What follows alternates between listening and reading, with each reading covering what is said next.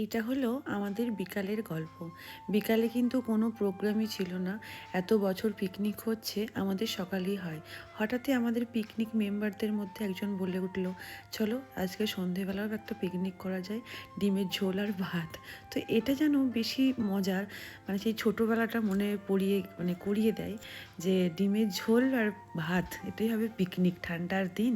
তবে এখন তো আর ওই কাঠের জালে রান্না করার ব্যবস্থাগুলো নেই আমাদের ছোটোবেলায় যেমন হতো।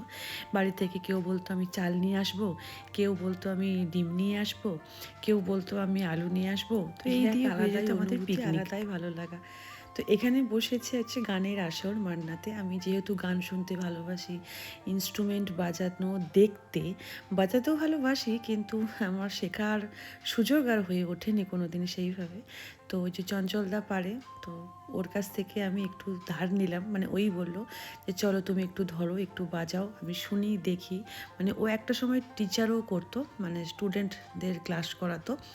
এখন তো আমার বরের মতনই ও একটা জব করে, তো সেই জন্য শখেই এখন সাইডে চলে গেছে, আমাকে ওটাই শেখাচ্ছিল। আমি শুধু আমার দিনের গল্পটা এখানে শেয়ার করতে ভালোবাসি, তাই আমি শেয়ার করি। আমি কিন্তু কোনো লিখে বা মিথ্যে কোনো কাহিনী বলে কিন্তু এখানে গল্প পারি না, বা এখান থেকে কিছু আর্নিং হবে সেই আশাতেও কাজ আমি করি না। জাস্ট আমার ভালো লাগাগুলো আমার ডায়েরিতে ধরে রাখা, যেদিন আমি থাকবো না সেই দিন বাজবে এই গল্পগুলো। আমার লকডাউন থেকে প্রায় আমার ছেলে শিখছে বেহালা। ওকে বেহালায় দিয়েছিলাম, গিটারে আর দিইনি। যে কোনো একটা ইনস্ট্রুমেন্ট হলেই অ্যাকচুয়ালি হতো, যেহেতু আমার ভালো লাগা ছিল। আমি সময়ের সাপেক্ষে আর পেরে উঠতে পারিনি। তবে এখন সব যেহেতু বাগানো হয়ে গেছে, এখন মাঝে মাঝে মনে হয় যদি আমি শিখতে পারতাম, তবে ঈশ্বর চাইলে নিশ্চয়ই আমিও শিখতে পারবো।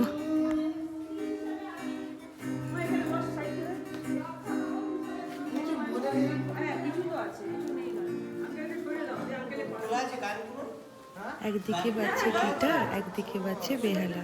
তবে এখন আমি এগুলো একটাও শোনাতে পারবো না, কারণ যে ভিডিওটা বানিয়েছি সেটা রিলস আকারে বানিয়েছি, সেটা তো ব্লগের মধ্যে দিলে ভালো লাগবে না।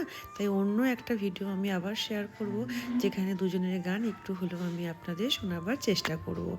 এবার চলুন খাওয়া দাওয়া করি, কারণ আমাদের মেম্বারের মধ্যে কিছু মানুষ আছে যারা একটু দূরে যাবে, তাদেরকে তো খাওয়া দাওয়া দিয়ে আগে ছেড়ে দিতে হবে।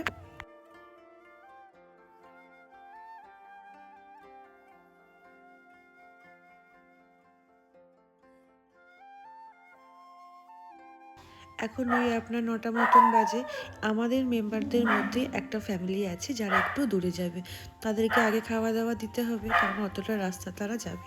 এইদিকে আমাদের রান্না হয়েছিল রাতে, যেমন বলেছিলাম আপনাদেরকে, গরম গরম ভাত হয়েছিল, ডিমের ঝোল, আর হয়েছিল বেগুনি অ্যান্ড স্যালাড। এর থেকেও মজা লাগে কোথায় জানেন, যখন সবাই একটাই থালাতে একটাই জায়গাতে একসঙ্গে বসে সুখ দুঃখের গল্প আনন্দ মজা করতে করতে এই যে সময়টা কাটানো হয়, এই যে গোল্ডেন টাইমটা, এটা কিন্তু ফেরত আসবে না। তাই যেটা আছে যেভাবে আছে সেভাবে দিনগুলো কাটানোই বেটার বলে মনে হয় আমার। জীবন থেকে একদিন চলে যাওয়া মানে একটা ভালো দিন সময় চলে যাওয়া। ভাবনার থেকে যা আছে সেইটা নিয়ে সন্তুষ্ট থাকাটাই বুদ্ধিমানের কাজ।